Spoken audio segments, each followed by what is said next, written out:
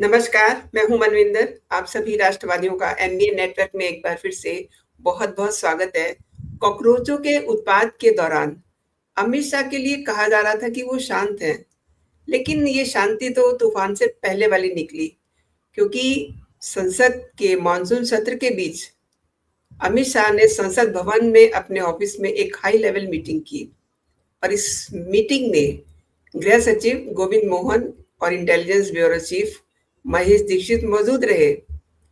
और कुछ ये भी जानकारी आ रही है कि उसमें डोभाल साहब भी रहे। तो इसे समझेंगे कि जैसा माहौल संसद के अंदर है, जैसा माहौल सड़क पर देखा जा रहा है, ऐसे में इसकी क्या गंभीरता है। दूसरे, अरविंद केजरीवाल और राहुल गांधी आपे से बाहर क्यों हो रहे हैं? इन्हें कौन इडियट नजर आ रहा है? इतनी बदजुबानी क्यों? और केजरीवाल किसे धमका रहे हैं? इसे भी समझेंगे। आगे बढ़ने से पहले आपसे मेरा वही निवेदन, वही आग्रह, वीडियो को जल्दी से लाइक कर लीजिए, क्योंकि मेरे साथ जुड़ चुके हैं रितेश कश्यप जी राष्ट्र समर्पण से। रितेश जी, बहुत बहुत स्वागत है। नमस्कार जी। रितेश जी, शुरू करते हैं अमित शाह की पार्लियामेंट में ऑफिस में जो उनकी मीटिंग हुई है। जी, आपके ही चैनल पर पिछले एक वीडियो में हमने बताया था, आपने पूछा था कि अमित शाह शांत क्यों हैं। बात सही है कि जो बड़े होते हैं ना, उनको शांत रहना ज़्यादा ज़रूरी होता है, और तूफान आने से पहले कि शांति को शांति नहीं कहते हैं, खतरा कह सकते हैं। जो देश के विरोधी हैं, एंटी नेशनल्स हैं, जो भी ऐसे लोग हैं जो देश को अशांत करना चाहते हैं, देश को तबाह करना चाहते हैं, दंगों की आग में झोंक देना चाहते हैं, उनके लिए जरूर अभी बड़ा खतरा मंडरा रहा है। अमित शाह की जो हाई लेवल मीटिंग है वो इन्हीं सारे विषयों पर आधारित है। और बड़ी बात यह है ना कि आज देखिए, आज के संसद के सत्र की बात करना बहुत जरूरी है, क्योंकि वही सबसे बड़ा विश्लेषण है। अगर संसद सत्र को बड़े गौर से देखेंगे और सारे डॉट्स को आपको मिलाना बहुत जरूरी होगा। राहुल गांधी से आज संसद में चर्चा हो रही थी एंटी पेपर लीक बिल पर, और सरकार चाह रही थी, विपक्ष चाह रहा था कि इस विषय पर चर्चा हो, लेकिन ये ऊपरी बात थी, लोगों को दिखाने के लिए थी कि देखो हम चाह रहे हैं एंटी पेपर लीक की बात करना है। ये विपक्ष के तरफ से बच्चों को कहा जा रहा था। लेकिन जब एंटी पेपर लीक पर जब चर्चा शुरू हो गई, जब इधर से सारी बातें आ गई, तब ये लोग एंटी पेपर के लिए बात नहीं कर रहे थे। वो बात कर रहे थे कि कोई इडियट है जिसके पीछे कोई अंधभक्त है, कोई उसके अंधभक्त के साथ कोई स्टूडेंट है। तो मैंने ये सारी चीजें जो है ना, वो मतलब क्या है ना कि आपके सर में दर्द है तो आपके पेट पर वार कर रहे हैं, पेट में दर्द है तो पैर में वार कर रहे हैं। लेकिन जो चर्चा है ना सर दर्द की चर्चा हो रही है, ना पेट दर्द की चर्चा हो रही है। चर्चा कर रहे हैं कि कहाँ कैसे हम जनता के मुद्दों को भटकाएं, लटकाएं, और खास करके स्टूडेंट्स के मुद्दों को हम किस तरीके से लटका भटका सकते हैं।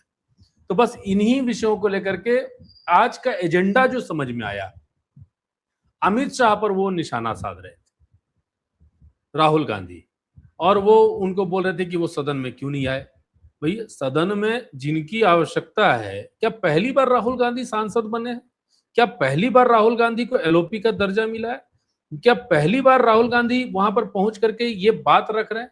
एकदम बचकाना हरकत। देखिए, अगर कोई इनको, इनके कई सारे उपनाम हैं, अगर वो उपनामों से इनको बुलाया जाता है तो कभी कभी इनकी हरकतें बता देती है कि वो उस उपनाम के हकदार है।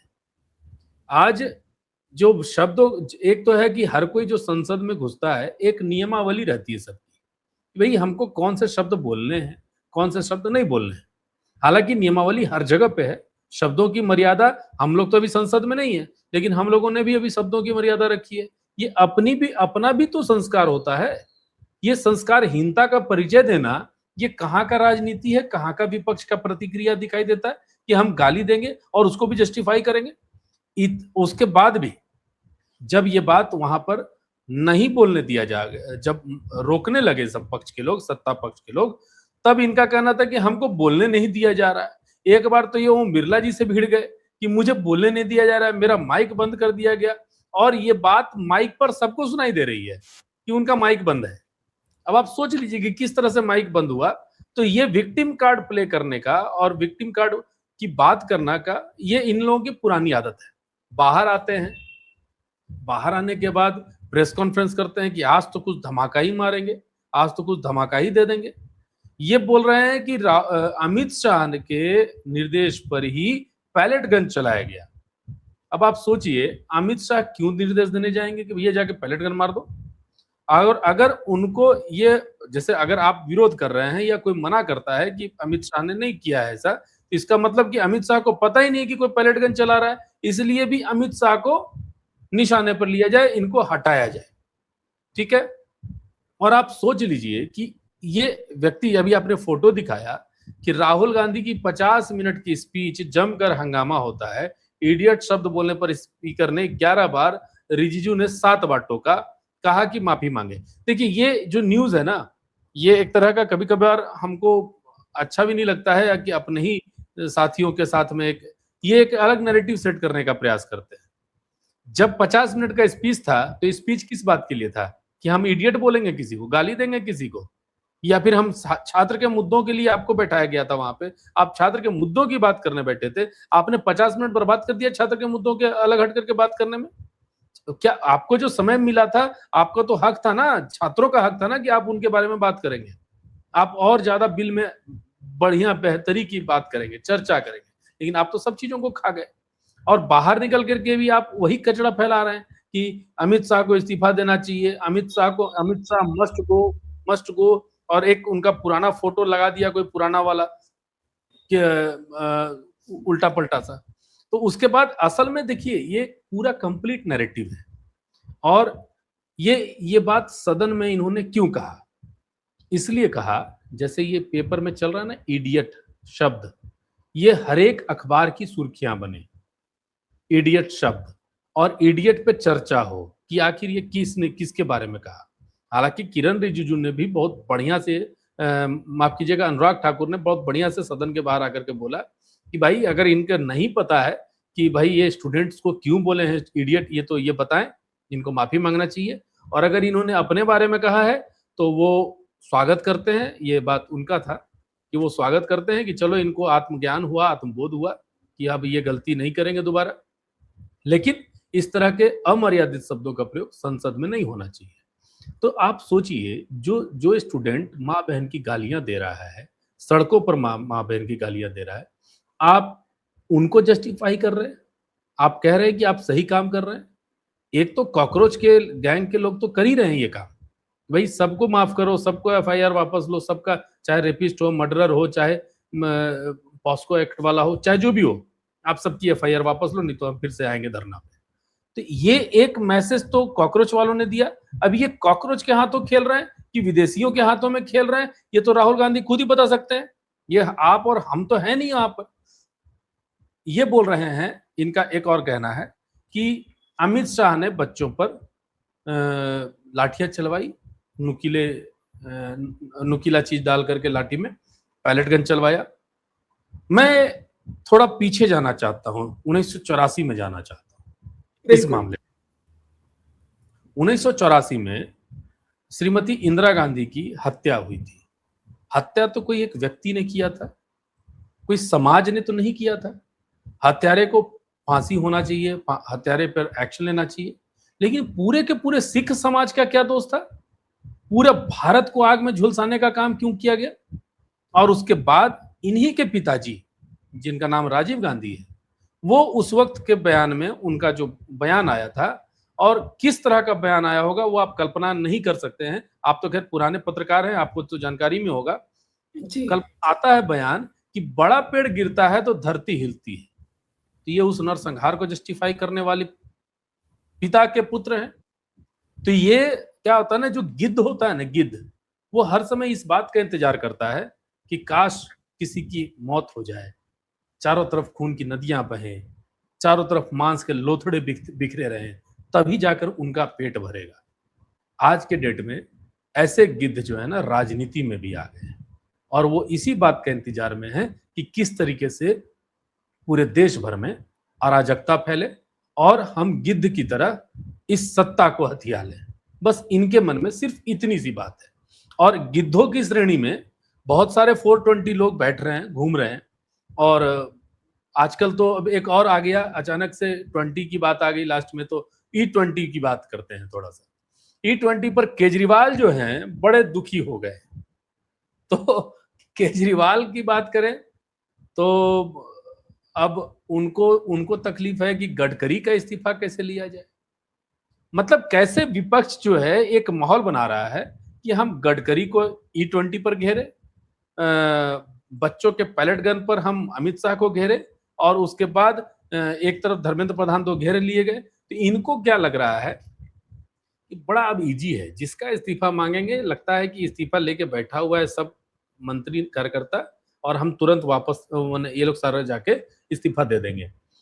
तो एक राउंड जो है, अभिजीत दीपके हो, चाहे सौरभ दास हो, चाहे राहुल गांधी हो, चाहे 420 कोई भी हो, तो ऐसे सारे लोग जो हैं एक बार एक राउंड करके देख ले, उनको समझ में आ जरा जाएगा। सौरभ दास को सुन ले, ये भी बहुत उछल रहे हैं।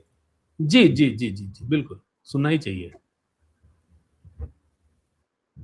बोल रही है कि जिनके ऊपर FIRs है पहले से, उनको मत छोड़िए, तो वो हमें मंजूर नहीं है। हमारा जो डिमांड है वो क्लियर है एंड उसी के हिसाब से होना चाहिए, क्योंकि उस आप सोचिए ये बंदे की बेशर्मी समझिए। ये बंदा ये दारू पी करके नाच रहा था, डांस कर रहा था, जब सड़कों पर जो मर गए थे छात्र ये नीट के दौरान, नीट के एग्जाम के लीक होने के बाद, उनका पेपर, उनका तस्वीर लगा करके मंच पे लोगों को इमोशनल ब्लैकमेल करके वहां लोगों को बुलाया, बच्चों को बुलाया, और वो लोग, वही बच्चे उस तस्वीर को लेकर के खड़े थे कि देखिए ये रास्ते में फेंका हुआ था, उस वक्त फेंका हुआ था, और ये धर्मेंद्र प्रधान के इस्तीफा का जश्न मना रहे थे। जश्न में कॉकरोच लोग हैं, लोग कुछ भी खा पी सकते हैं, तो ये लोग जश्न मना रहे थे। और इनको आज ये बोलते हैं कि FIR जिन पर भी हुआ है उनको उन सभी पर से FIR रद्द होना चाहिए। क्या आप देश चला रहे हैं, या देश चलाने को आप निर्देश दे रहे हैं? क्या आप में इतनी क्षमता है कि आप एक देश छोड़िए, एक राज्य छोड़िए, आप एक गांव भी चला सको? जिसको बोलने की तमीज नहीं है, जिसको एक्टिविटी की तमीज नहीं है, जिसको अपने खुद के आंदोलन को संभालने की तमीज नहीं है, तरीका नहीं पता है, किस तरह के लोगों को अपने साथ ला करके मंच साझा करवाता था, किनको अपने मंच पर पूरा एक मुजरा स्टेशन बनाकर रखा हुआ था, किस तरीके से, ये तो सब कोई जान रहा है। और आप बात कर रहे हैं कि अब हम फिर से करेंगे। भैया करके देख लो इस बार तो मुझे लगता है कि जिस तरीके से बंगाल में समर्थन मिला है ना नरेंद्र मोदी को, 25,000 लोगों की भीड़ जो है तिरंगा झंडा लेके निकली है, तो एक बार और अगर प्रदर्शन में ये लोग गलती से भी दिमाग लगा दिए तो मुझे लगता है कि इनको सरकार की भी आवश्यकता नहीं पड़ेगी, न सरकार की मशीनरी की आवश्यकता पड़ेगी, और न ही किसी रैफ या आर्मी की आवश्यकता पड़ेगी। इस देश के जो देशभक्त लोग हैं ना, वो इनको सारा सबक सिखाने को आज भी तैयार बैठे हैं, मुझे जहां तक लगता है। क्योंकि अब दिख रही है दिल्ली में कई जगह पे सारे कॉकरोच जो है लपड़ थप्पड़ खा रहे हैं जहां तहां। भैया तुम नेपाल बनाने की बात कर रहा था ना, चलो तुमको बताते हैं नेपाल कैसे बनाते हैं। ये सब चीजें हो रही है। तो अब ये अंतिम दौर पे है। कॉकरोच जो है अब क्या बोलते हैं ना कि एकदम ज्यादा जो तेज बनता है ना, वो ज्यादा जगह मखता है। हम लोग क्या कहते हैं बिहार में कि बहुत ज्यादा तेज जो होता है ना, वो बहुत ज्यादा उसका परत जल्दी कतर दिया जाता है। तो ये लोग एक बार ट्राई मार ले, कोशिश कर लेनी चाहिए जी। और दिल्ली पुलिस का ये मैं दिखा रही हूँ, वो भी बहुत इस समय गुस्से में है, क्योंकि ऑब्वियसली उनके बहुत सारे अफसर, उनका इन्होंने नुकसान किया है, कई बेचारे अपना इलाज करवा रहे हैं। और अब अमित शाह ने बिल्कुल सीधे सीधे बोल दिया है कि इस तरीके की जो चीजें हैं भविष्य में कतई जो है टॉलरेट नहीं की जाएंगी। अच्छा एक बात बताइए, जिसका जो भी मान लीजिए मैं कॉकरोच, मैं एक स्टूडेंट हूँ और मेरे पिताजी या मेरा भाई या मेरा चाचा कोई पुलिस में है, दिल्ली पुलिस की बात कर रहे हैं, दिल्ली पुलिस में है, अगर वो वहां जाता है और उनका सर फोड़ दिया जाता है, दिल्ली पुलिस या कोई भी पुलिस, दिल्ली हो, हरियाणा हो, पंजाब हो, झारखंड हो, बिहार हो, कहीं का भी पुलिस, उनका काम क्या है? अगर कहीं एजिटेशन हो रहा है, अगर वो आक्रामक होते जा रहा है, हिंसक होते जा रहा है, उसे रोकना, उसे कंट्रोल करना।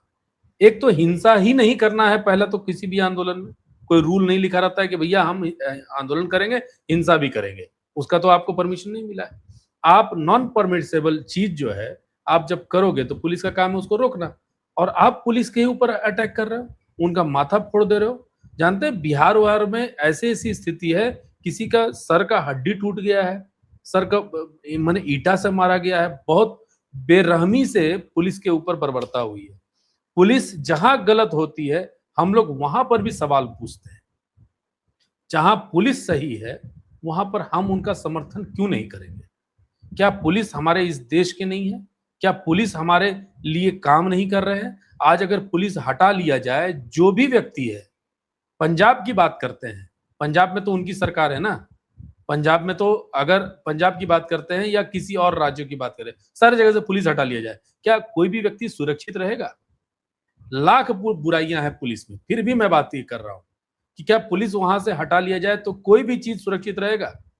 पक्ष हो चाहे विपक्ष हो, कोई एक व्यक्ति सुरक्षित रहेगा क्या? क्योंकि आपके दुश्मन आपके चहेते, हर चाहे पक्ष हो चाहे विपक्ष हो, सबके रहते हैं।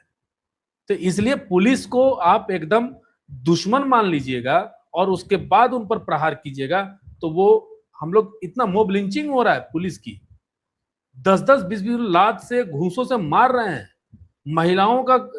एक महिला को थप्पड़ मारा, एडीसीपी को संजीत लांबा या संदीप लांबा जी हैं, उनके ऊपर एक्शन हो रहा था। यहाँ कई सारी महिला पुलिस के साथ दुर्व्यवहार हो गया, महिला पत्रकारों के साथ दुर्व्यवहार हो गया, बिल्कुल उनके ऊपर कोई सवाल नहीं जी। और दूसरी बात ये है कि अब पुलिस का जो मैं आपको दिखा रही थी, सर्कुलर दिखा रही थी, अब देखिए कोई प्लेटफॉर्म जो सोशल प्लेटफॉर्म है वो बचा नहीं है, सब जगह पे कहते हैं ना कि मोहल्लों में जाकर के धरपकड़ होती है, तो ये सोशल मीडिया में भी धरपकड़ शुरू हो गई है। अब हम कल भी बात किए थे, लास्ट जो हमारा वीडियो था, कि अब जिन लोगों ने गालियां दी हैं वही लड़कियां आकर के आंसू बहा रही हैं, अरे हमसे गलती हो गई, ठीक है हमने गलती करी, लेकिन वो गलती इतनी बड़ी नहीं थी। अरे तुम किस हाल में थी, होश भी है? अब उनको जब पकड़ा जा रहा है, जब उनपे एक्शन हो रहा है, जब वो बात माता पिता तक पहुंच गई है, तब उनके जो है अब तोते उड़े हुए हैं जी। 2873 अपराधी कैटेगरी के लोग जो है ना, वो भी यही कह रहे हैं कि उन्होंने जो बच्चों का बलात्कार किया, पॉस्को एक्ट में गए, मर्डर किया, वो उस लेवल का नहीं है, ठीक है, उतनी बड़ी नहीं है। अरे भाई, बड़ी है कि छोटी है ये तय करने वाले तुम कौन होते हो? Exactly. तुम्हारी क्या हैसियत है? तुम एक देश के प्रधानमंत्री को गाली दे करके उस ऐसे प्लेटफॉर्म पे डाल रहे हो जो इंटरनेशनली प्रसिद्ध है, इंटरनेशनल लेवल पे जा रहा है, तुम पूरे विश्व में हमारे देश को बदनाम कर रहे हो, तो गलती बड़ी है कि नहीं है ये तुम कैसे तय करोगे? हाँ, और हर बार एक ही डायलॉग मारना कि अभिव्यक्ति की आजादी नहीं है, अभिव्यक्ति की आजादी नहीं है, हमें फलना चीज की आजादी नहीं है, हमको इसकी आजादी नहीं है, हमको ढकाना की आजादी नहीं है। क्या चीज की आजादी नहीं है भाई? कभी आपको कपड़ों की आजादी चाहिए, कभी बोलने की आजादी चाहिए, कभी गाली की आजादी चाहिए, तो आपको इन चीजों की आजादी चाहिए। आप क्यों नहीं बोलते मुझे साइंटिस्ट बनना है? आपको बताइए, वो साइंटिस्ट बनने में किसी ने रोका? किसी को बड़े डॉक्टर बनने से किसी को रोका? किसी को इंजीनियर बनने से रोका? किसी को जज बनने से रोका? अगर किसी चीज को किसी चीज से रोका नहीं जा रहा तो फिर आजादी की बात कहां से आती है? और सबसे जो बेतुका एक नैरेटिव है ना कि अभिव्यक्ति की आजादी, मीडिया नहीं दे रहा है बोलने, मीडिया बोल नहीं रहा है, गोदी मीडिया, ये जो सारी चीजें हैं ना, सारी बातें तो आपकी मीडिया में आ ही रही है। कौन सी बातें आपके नहीं रही है? आप माँ बहन की गालियां दे रहे हो, ये कहाँ चल रहा है? ये मीडिया में चल रहा है, सोशल मीडिया में चल रहा है। आप सरेआम प्रधानमंत्री को गाली दे, अगर हमको तो लगता है ना मोदी जी धरती का नहीं, अभी तक का, जब से दुनिया चल रही है, ये इकलौता तानाशाह होगा जो गाली खा रहा है और कुछ नहीं कर रहा है। ऐसा तानाशाह, मतलब तानाशाह विपक्ष के कहने पे, और ऐसा तानाशाह जो खाली गाली खा रहा है। अब आप बताइए कि किस तरह का ये काम हो रहा है। और वो लोग, वो बेशर्म लोग जो हैं, वो बेशर्म तो छोड़ दिए, कॉकरोच का जो प्रवक्ता भी आपने फोटो जिसका दिखाया, सौरभ दास का, वो बोलता है कि मजाक है ये, तो मतलब किसी को गाली देना मजाक है? बेशर्मी देखिए, ये बेशर्मी असल में तो क्या है ना, बिल्कुल लातों के भूत हैं, ये रितेश लातों जी, के भूत। बेशर्मी जी। तो सारी हदें पार हो गई। गाली गलौज एक अलग चीज होती है।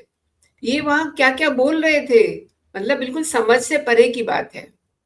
ये सारी की सारी ना वामपंथी स्टाइल है।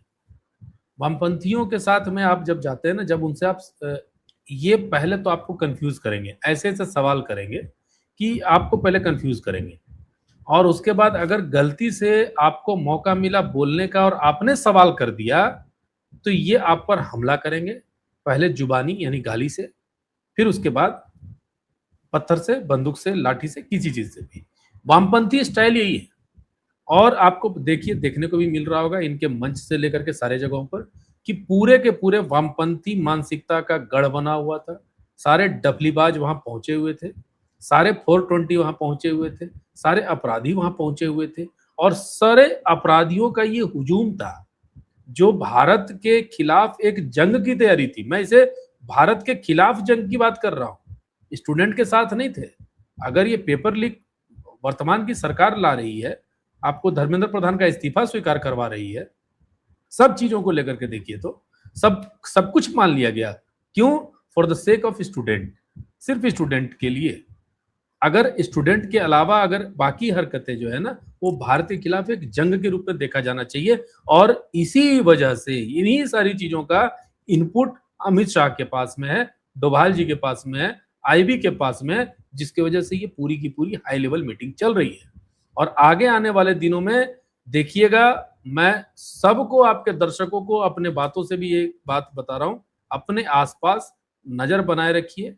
कोई भी किसी भी तरह का आपके अंदर, आपके आसपास कॉकरोच मिल जाएंगे। और मैंने एक जगह देखा था, याद नहीं आ रहा है वो जगह का नाम, दलालों से सावधान एक लिखा हुआ जी, था, किसी कॉकरोचों से सरकारी सावधान। सरकारी दीवार पर लिखा था, दलालों से सावधान। सॉरी, हाँ याद आ गया, लाइसेंस बनाने वाले एक जी। जो डीटीओ के ऑफिस में कहीं लिखा था। हम्म। तो मुझे उसके बारे में कुछ निगेटिव पता चला था, वो उस ऑफिस के बारे में। तो मैंने उनके अधिकारी से सीधा जाके एक ही सवाल किया कि सर, आपने दीवार पे लिखा है कि दलालों से सावधान, तो दलाल बाहर के कि अंदर के? तो अभी जो समस्या है, कॉकरोचों से सावधान, तो कॉकरोच तो बाहर हैं, अंदर में भी हैं। अब कहाँ कहाँ के कॉकरोचों से सावधान होना है, ये आपको, हमको और हमें देखने वाले सभी दर्शकों को भी सतर्क रहने की आवश्यकता है। जी। रितेश जी, शो खत्म करने से पहले मैं छोटी सी जानकारी चाहूंगी। आपने अंदर और बाहर की बात की, तो ये जो मीटिंग हुई है हाई लेवल, पार्लियामेंट के अंदर हुई है, जो ऑफिस है अमित शाह जी का, जी। वहां पे मीटिंग होने का बहुत बड़े मतलब है, बिल्कुल। ये मीटिंग वहां, मतलब मुझे नहीं लगता, मैंने नहीं कभी इससे पहले बिल्कुल। सुना देखा। तो आपने अंदर और बाहर के कॉकरोचों की बात की है। अब देखिए, अंदर भी बहुत सारी बदतमीजियां हो रही हैं, बस जुबानियां हो रही हैं, और जी। सड़क पे तो हो ही रहा है। तो कुछ कनेक्शन आपको दिख रहा है हाई लेवल मीटिंग का? देखिए, कुल मिलाकर के हाई लेवल मीटिंग तो सिंपल सी बात है। भारत को हमने आपको क्या बताया कि वो अब बाहर निकल के भी वो प्रयास यही कर रहे हैं कि अमित शाह का इस्तीफा दे दो। इधर अरविंद केजरीवाल बोल रहा है कि गडकरी जी का इस्तीफा चाहिए। अभी देखिए, धीरे धीरे जब इन दोनों, आप ध्यान दीजिएगा, जब धर्मेंद्र प्रधान का इस्तीफा जब मांगा जा रहा था, उसी बीच अचानक से क्या हुआ, अब तो हमें धर्मेंद्र प्रधान का इस्तीफा नहीं, अब हमें नरेंद्र मोदी का इस्तीफा चाहिए। बेसिकली ये लोग पूरी सत्ता की चूल्हे हिलाने की कोशिश में हैं। उनको ये लग रहा है कि हम इस तरह की हरकत करेंगे तो देखिए, इनके दिमाग में पूरी तरह से नेपाल बसा हुआ है, नेपाल बसा हुआ है, बांग्लादेश बसा हुआ है। इनको ये लग रहा है कि यही चीज, यही एटीट्यूड, यही रणनीति हम भारत में करेंगे तो हम भारत पे भी सत्ता में काबिज हो जाएंगे, इनको हटवा देंगे। मेरी बात आप ध्यान से सुनिए। बस उसके लिए क्या हो रहा है कि अब क्या, नेपाल छोटा सा देश था, बांग्लादेश छोटा सा देश था, वहां तो वो चीजें हो गई, वहां उनको आर्मी का भी समर्थन मिल गया, वहां के विपक्ष का भी समर्थन मिल गया।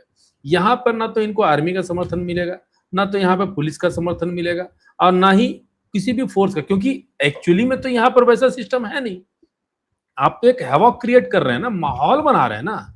एक्चुअली में तो कोई समस्या नहीं है अगर फैक्ट में देखा जाए तो जो भ्रम भ्रम के आधार पे जो लोगों को इकट्ठा करने की कोशिश कर रहे हैं, आग दंगे की आग में फैलाने कोशिश, पूरे देश को झुलसाने की कोशिश कर रहे हैं, उन सबको ये लोग भाप गए हैं। माने पक्ष के लोग, अमित शाह हो, आईबी के लोग हो, डोभाल जी हो, इन सारी चीजों पर गहन चर्चा हो रही है और उसी विषयों पर एक जो प्रॉपर निष्कर्ष होता है, हालांकि हम लोग भी एक काल्पनिक कल्पना ही कर सकते हैं, लेकिन एक स्ट्रेटेजी ऑफ वर्क हम लोग प्लान कर रहे हैं कि हाँ ऐसा ही हो रहा होगा कि ये सारी चीजें जब आपको हमको समझ में आ रहा है, जो हम बाहर बैठे हैं, जो अंदर में हर एक चीज के हर एक सोर्सेस से रिसोर्सेज से कनेक्शन है उनका, तो उनके पास तो ये सारी चीजें और ज्यादा इनपुट में होगी कि सच में कितने अंदर तक लोग घुसे हुए हैं और कैसे कैसे इस देश को नुकसान पहुंचा सकते हैं। हमें इन्हें रोकने के लिए और कौन कौन सी स्ट्रेटजी अपनानी पड़ेगी, बस इसी बात को लेकर के मीटिंग रही होगी। बहुत बड़ी बात की आपने रितेश जी, और यकीनन जो है हालातों को अच्छा से समझ लिया गया है और कॉकरोचों को किस तरीके से मैं वो शब्द यूज नहीं करना चाहती, इनका इलाज करना है, वो सब स्ट्रेटेजी शायद से तैयार हो चुकी है जी। और जैसा कि आपने कहा कि अब अगर इन्होंने कुछ किया तो फिर इनका ठीक से इलाज होगा। आपने रितेश जी मेरे लिए समय निकाला और तमाम विषयों पे मेरे दर्शकों को आपने जानकारी दी। बहुत बहुत धन्यवाद आपका। जय हिंद, जय भारत, वंदे मातरम।